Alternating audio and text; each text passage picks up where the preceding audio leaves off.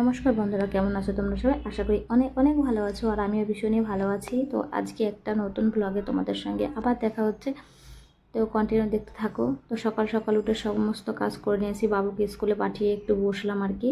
তো তারপর চলে এসলাম বিছানা টিছানা তুলতে, আর এগুলো করেই যাব রান্না করতে।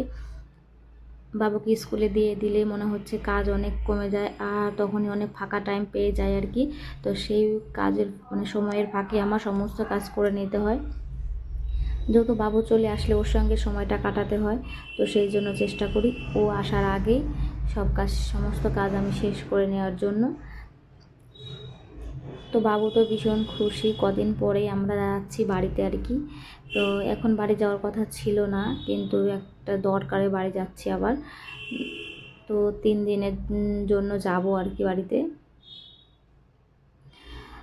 তারপরে এই যে বিছানা টিছানা পরিষ্কার করে নিচ্ছি, আর বাবু স্কুলে চলে গেছে, আর তো দাদা ভাই ওই ঘরে আছে, আর আমি এই ঘরে বিছানা টিছানা আগে গুছিয়ে নিই, কারণ ওই ঘরে তো কেউ ঘুমায় না রাতে, এই ঘরটায় শোয়া হয়।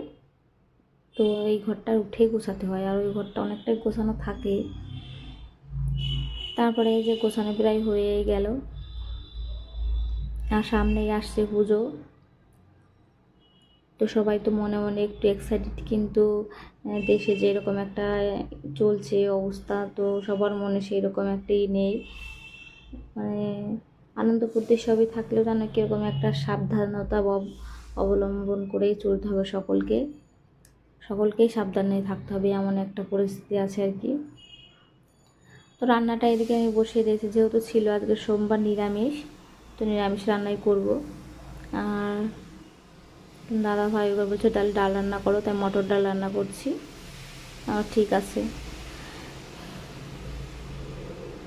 বাবু একটু পরে আসবে, ওকে সকালবেলায় ম্যাগি করে দিয়েছি, কারণ ও বাচ্চা মানুষ, ও তো অত কিছু করেন আর কি, তাই ও যেটাই খুশি সেটাই দিই। সারাদিন অন্য কিছু খায় না, সকালবেলা ম্যাগিটা দিই, কিন্তু টিফিনে একটু ভারী কিছু না দিলে হয় না, ও তো কিছুই খায় না তেমন, সকালে উঠে কিছুই খায় না, চলে যায় এভাবে স্কুলে। বলি খেতে, বলে কি না আমি খাবো, তার জন্য ওকে টিফিনে বললো ম্যাগি করে দাও, ঠিক আছে তাই দিচ্ছি। তারপর এদিকে ভাতটাও হয়ে গেছে, আর এদিকে জামা কাপড়গুলো বের করে রেখেছি, ওগুলো ধুতে হবে, কারণ একটা সংসারে বহুত কাজ থাকে, আর একা একা সমস্ত কাজই আমাকেই করতে হয়। তারপরে এই যে রান্না বান্না এখানে কমপ্লিট হয়ে গেছে, আর জামা কাপড়গুলো ধুয়ে আমি স্নান করে চলে এসেছি। স্নান টান করে পুজো টুজো দিয়ে সব কাজ আমি চটপট করে, আর চুলটা এখনও আঁচড়াইনি, ভাবলাম একটু আঁচড়ে নিই। তার ভেতরে এদিকে সব কাজ করে নিয়ে তোমার দাদাভাইকে ওখানে খেতেও দিয়ে দিয়েছি, তো খাচ্ছে। আর এই যে বাবুর হাল কেটে দিয়ে খেলা করে ও, ভীষণ ভীষণ ও সুযোগ পেলে ওটাতে খেলে। তারপর এই যে বাবু আর আমি কিছু সময় কাটাচ্ছিলাম, তার ভিতরে চলে এসেছে বৃষ্টি, আর বৃষ্টিটা দেখছিলাম। আর এখানে তো বৃষ্টি হয়ই না মুর্শিদাবাদে, তো নদীয়ায় ফোন করলে বাড়িতে বলে বৃষ্টি হচ্ছে বৃষ্টি হচ্ছে, কিন্তু এখানে বৃষ্টি হয় না। তো ভীষণ লাগে যে বাবু তো ভীষণ করে যে মা বৃষ্টি এখানে হয় না, বাড়িতেও কত বৃষ্টি হয়, আর বৃষ্টিও ভীষণই পছন্দ করে, আমিও করি।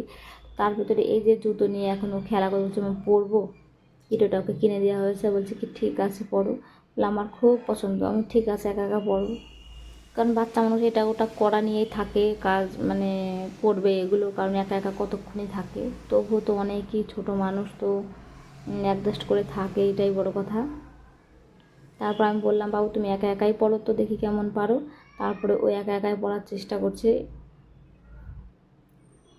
আর 2 দিন ধরে আসছে এখানে একটা গরু, তো গরুটাকে নিয়ে 2 দিন ধরে আসছে, আর বেশিরভাগ টাইম সুযোগ পেলে চলে যায় গরুটাকে খাওয়াতে, আদর করতে, এটা সেটা করতে। তারপর আমি আর বাবু রেডি হয়ে নেব, এখন বাবুকে দিতে যাব, আর বৃষ্টিও কমে গেছে, একটু একটু বৃষ্টি হলো। আমার ভিডিওটি ভালো লেগে থাকলে তোমরা লাইক কমেন্ট শেয়ার আর সাবস্ক্রাইব তো অবশ্যই করবে, কমেন্টে জানাবে কেমন লাগলো। আর বাবুর এই যে প্রাইভেটের সামনে চলে এসছে আর কি, এখানে পড়তে আসে স্যারের বাড়ি, এখানে একটা কালী মন্দির আছে, আর জয় শ্রীরামের মন্দির আছে। তো এক জায়গায় পুজো করা হয় আর কি, যখন যাবো। আজকের ব্লগটা এই পর্যন্তই। তো বাবু তারপর তোমার দাদাভাই চলে এসেছিলো মিষ্টি আর দই নিয়ে, সেটাই তোমাদের সঙ্গে লাস্টে শেয়ার করে দিলাম।